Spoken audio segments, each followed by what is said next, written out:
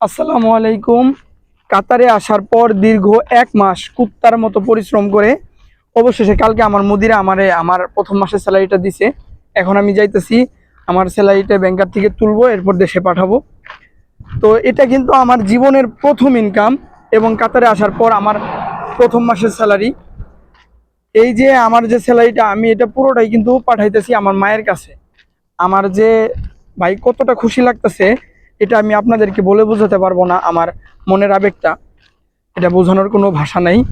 কিন্তু আমি যে এই ১ মাসে এই যে টাকাটা ইনকাম করছি, এটা করতে আমার যে কতটা পরিশ্রম করতে হয়েছে, এটাও আপনাদেরকে আমি বলে বোঝাতে পারবো না। কিন্তু তারপরেও বলি, সকাল ৬টার সময় ডিউটিতে গেছি এবং সন্ধ্যা ৬টার সময় ডিউটি থেকে আসছি।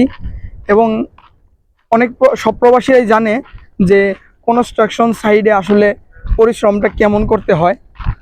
তো আমি জানি যে একটা প্রবাসীর কষ্ট আরেকটা প্রবাসী বুঝতে পারবে যে আসলে একটা প্রবাসী কতটা পরিশ্রম করে।